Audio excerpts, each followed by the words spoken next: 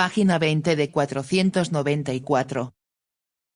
El antiguo Irak, por George Roux, 1964. Capítulo 1. El entorno geográfico.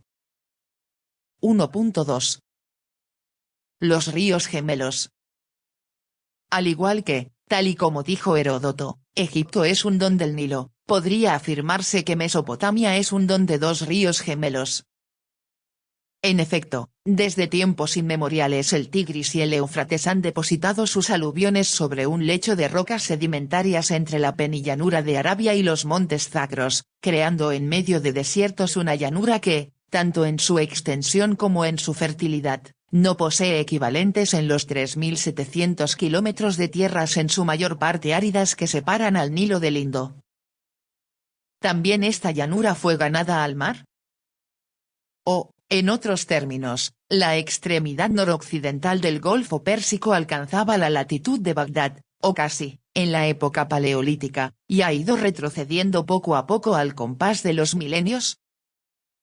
Esta teoría ha sido aceptada durante mucho tiempo como un dogma, pero en 1952 dos geólogos ingleses, Lees y Falcon, demostraron que el Tigris, el Éufrates y el Karun en el Irán depositan sus sedimentos en una cuenca que desde hace mucho se hunde lentamente, a medida que se van elevando los macizos montañosos del suroeste iranio, de modo que, según ellos, la forma del litoral ha ido probablemente variando muy poco en el curso de los tiempos.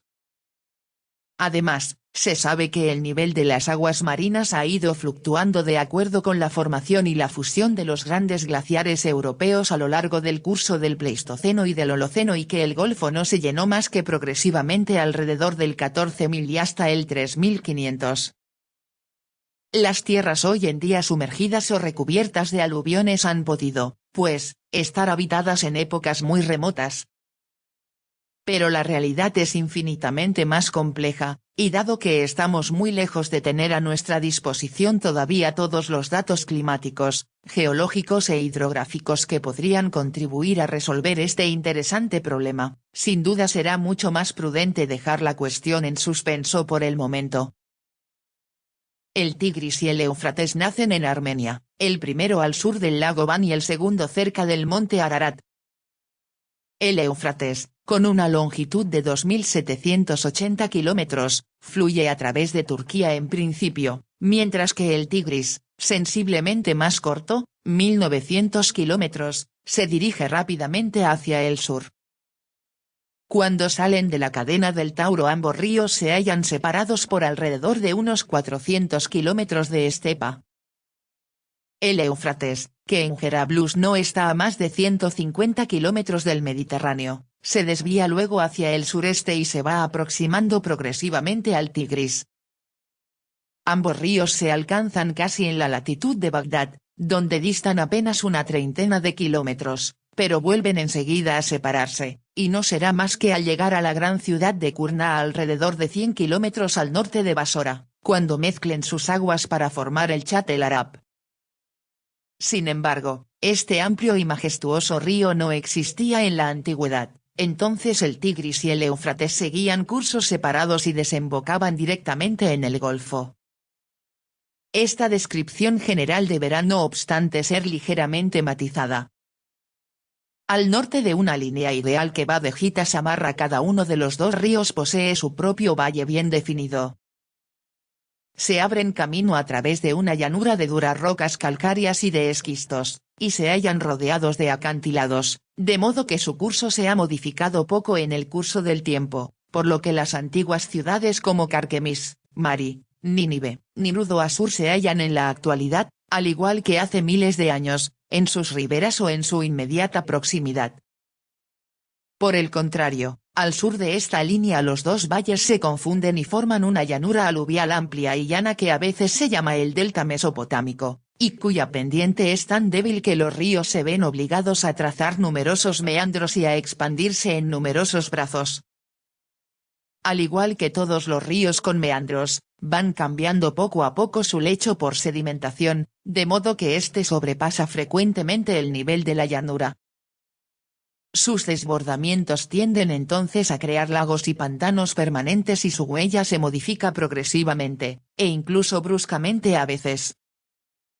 Esto explica por qué las ciudades de la mitad sur de Mesopotamia, antaño situadas cerca del Éufrates o sus afluentes, no son ahora más que montones de ruinas en un desierto de aluviones desecados y muy lejos de los cursos de agua actuales. Es muy difícil estudiar globalmente los cambios del lecho de los ríos y, sobre todo, datarlos con precisión, pero no hay duda alguna de que se produjeron a lo largo de la antigüedad.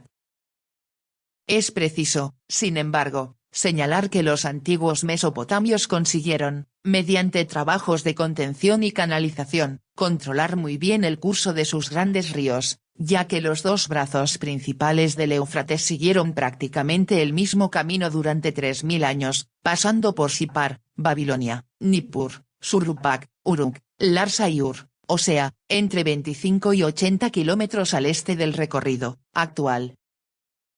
Todavía sabemos muy poco acerca del curso meridional del Tigris, sobre todo al sur de Kut el Himara, pero parece que este río no jugó en esta región más que un papel mínimo a comienzos de la historia mesopotámica, ya sea porque, tras un curso demasiado caudaloso y rápido su lecho se había sumergido demasiado en la llanura aluvial como para permitir una simple irrigación mediante canales, o ya sea porque estaba por aquel entonces, todavía mucho más que hoy en día, rodeado de inmensos pantanos.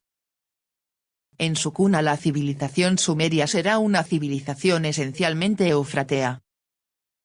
El clima del Irak central y meridional es del tipo subtropical seco con temperaturas que alcanzan los 50 grados Celsius a la sombra en verano y con lluvias invernales inferiores a los 25 centímetros por año.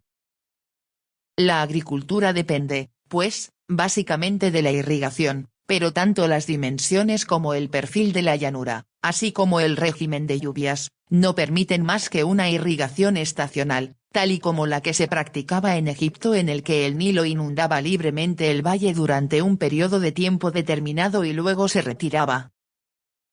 Como las crecidas combinadas del Tigris y el Éufrates sobrevienen en abril y junio, demasiado pronto para una cosecha de verano y demasiado tarde para una de invierno, es al hombre a quien le incumbe suministrar a la tierra el agua que necesita, lo que requiere un complejo sistema de canales, diques, depósitos y presas reguladores que permitan ir irrigando durante todo el año a voluntad. Crear un haz eficaz de canales, mantenerlo, luchar contra sus crecidas representa evidentemente una ingente tarea en un ingente territorio, una labor colosal y sin fin que requiere una mano de obra numerosa y la cooperación de numerosos grupos demográficos, que serán sin duda factores de unidad económica y política, pero también fuentes de rivalidades y guerras. Pero esto no es todo, año tras año dos graves peligros amenazan al granjero mesopotámico. El primero y más insidioso es la acumulación en las zonas llanas y bajas de sal disuelta en agua de irrigación, que se va depositando en la capa freática, situada a menos de 1 metro de la superficie del suelo. En ausencia de drenajes y tal drenaje parece haber sido desconocido para los antiguos, los campos fértiles pueden convertirse en estériles en un tiempo relativamente corto, y así será como en el curso del periodo histórico extensiones de tierra cada vez más amplias deberán ser abandonadas y entregadas de nuevo al desierto. El segundo peligro, que ha venido amenazando a la llanura mesopotámica hasta fecha muy reciente y que solo la construcción de grandes presas modernas ha sido capaz de conjurar, lo constituye el caprichoso curso de los dos ríos gemelos. Mientras que el Nilo, alimentado por los grandes lagos del África Oriental, que funcionan como reguladores, tiene una crecida anual y un volumen casi constante. Por el contrario, el volumen combinado de las crecidas del Tigris y el Éufrates es imprevisible, porque depende de la cantidad de lluvia o nieve, siempre variable, que caiga sobre las montañas de Armenia o el Kurdistán.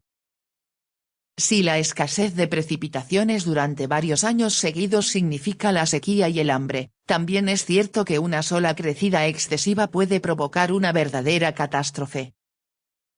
Bruscamente los ríos se desbordan y la llanura se desvanece bajo las aguas. Las míseras casas de adobes, las chozas de cañas, son barridas por las aguas y la cosecha, sumergida por una inmensa masa de barro, se pierde, junto al ganado, los bienes y a veces las vidas de la mayor parte de los habitantes. Quienes, como yo, han sido testigos de la última gran inundación que asoló Irak en la primavera de 1954 no podrán olvidar jamás el horror de semejante espectáculo. De este modo Mesopotamia oscilaba sin cesar entre el estado de desertización y el de la marisma. Esta doble amenaza e incertidumbre acerca del futuro sin duda alguna contribuyeron al sentimiento poderoso de que estaban imbuidos los mesopotamios antiguos de estar totalmente a merced de los dioses. Pero a pesar de estas desventajas, la llanura fertilizada por el Tigris y el Éufrates es una tierra rica y todavía lo era mucho más en la antigüedad, antes de que la salinización del suelo se extendiese a enormes superficies cultivables.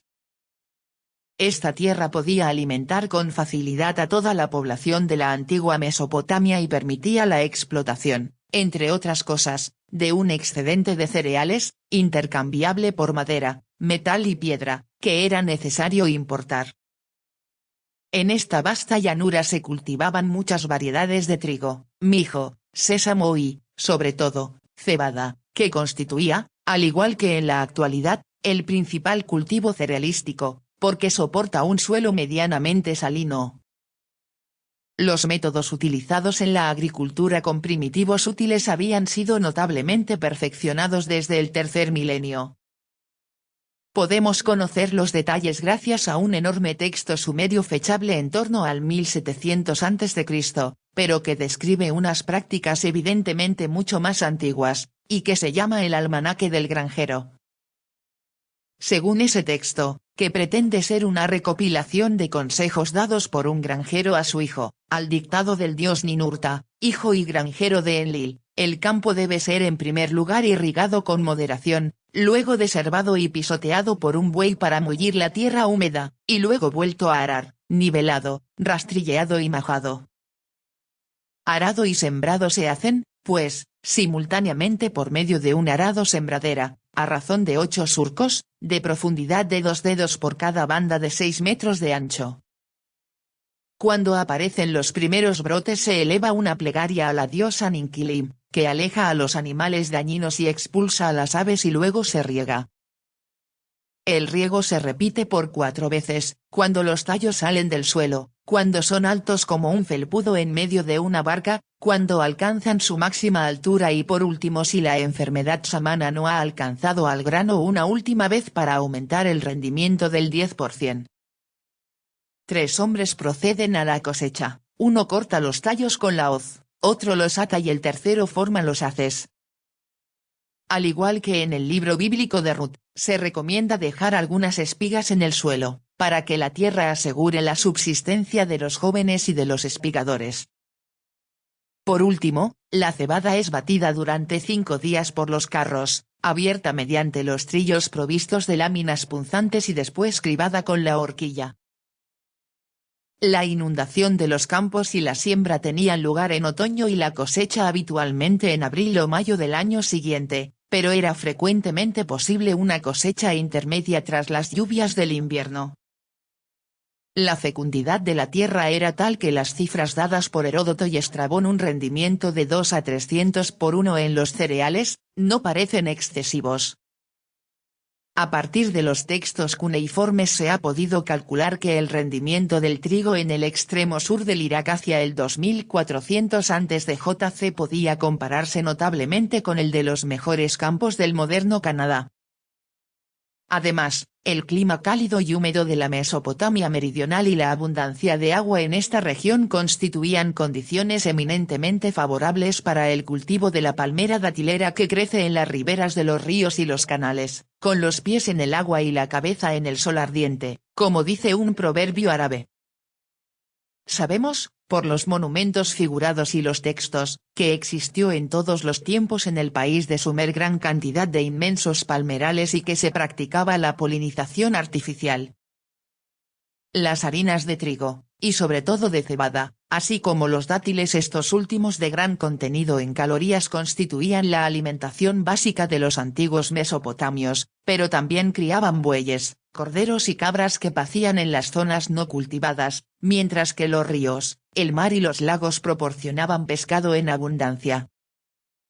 Frutos y legumbres variadas, granadas, uvas, higos, guisantes, lentejas, habas, nabos, puerros, pepinos, berros, lechugas, cebollas y ajos eran cultivados en jardines protegidos del viento e irrigados mediante un sistema de balanza, dalu, todavía utilizado en nuestros días bajo un nombre derivado del acadio, dalilla. Sin duda alguna, si exceptuamos las hambrunas provocadas por las guerras o las catástrofes naturales, los mesopotamios disfrutaban por lo general de una alimentación relativamente rica y variada, que envidiaban sin duda sus vecinos de Siria, Anatolia y el Irán. Página 24 de 494.